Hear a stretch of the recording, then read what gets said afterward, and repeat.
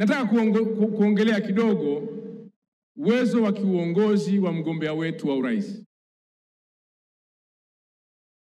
Nasikia maneno hasa kutoka kwa vijana kana kwamba kuna wasiwasi hivi, na wahakikishia huyu kiongozi wetu ambaye anaomba ridhaa tena amekutana na majaribu, ameshajaribiwa na ameshinda majaribu.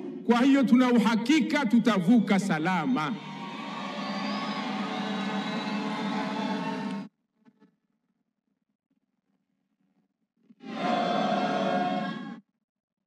Kama nchi yetu imebaki nchi moja, chama chetu kimeendelea kuwa kimoja, usalama na amani umetamalaki, tena katika kipindi kigumu sana cha mabadiliko ya serikali ya ghafla, tumevuka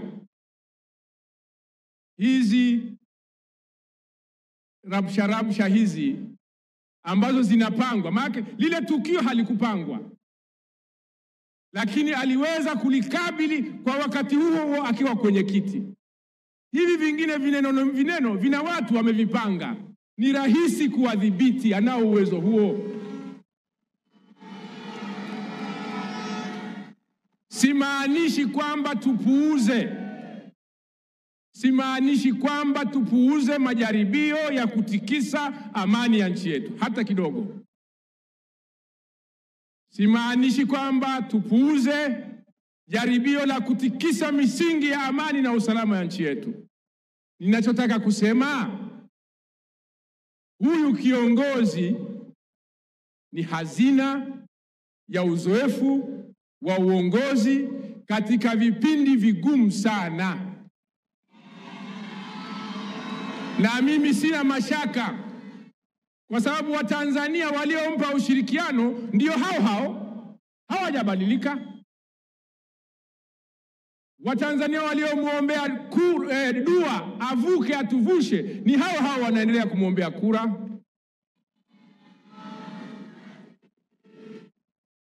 Watanzania ambao wanatangaza kazi njema aliyoifanya kwa miaka 4.5 ni hao ambao anawaongoza. Sasa Watanzania wa kuvunja amani watatoka wapi?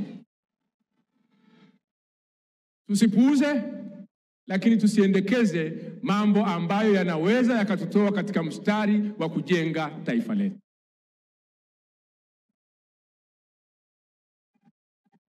Heshima kubwa na mashuhuri na mchapakazi jasiri hayati Dr. Magufuli nilimkuta akiwa makamu wa rais, na kwa katiba yetu makamu wa rais anakuwa mjumbe wa kamati kuu. Na wakati tunaingia, chama kilikuwa pia kinataka kufanya maandalizi ya uchaguzi wa serikali za mitaa mwaka 2019 na uchaguzi mkuu mwaka 2020. Kamati kuu ikateua kamati ndogo ya ilani na kuandaa mwelekeo wa sera za CCM miaka 20 mpaka 30. Dr. Samia alikuwa miongoni mwa wajumbe wa kamati hiyo ndogo.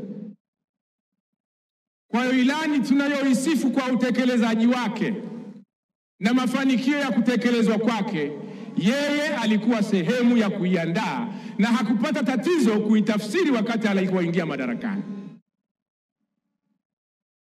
Na mpaka atakapofika 30 atakuwa anatekeleza mwelekeo wa sera za CCM 2020-2030 ambayo yeye alishiriki kuandaa.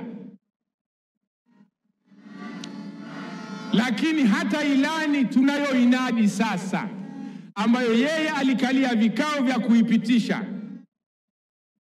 inauzika, inachagulika. Na kwa mwaka huu tumerahisisha sana, na nakupongeza sana mwenyekiti wetu wa chama. Tuna ilani ya kitaifa na tuna ilani ya kimkoa. Hawa wabunge walioko wapya na wanaokuja wakisimama hapa, muda wao hauwatoshi kwa sababu wamerahisishiwa maelezo. Huu ni ubunifu wa aina yake. Kwa hiyo hata ubunifu wa kuandaa ilani tunayoitekeleza na maudhui yaliyomo unatuongezea uhakika wa yeye kuchaguliwa na chama chetu kuchaguliwa.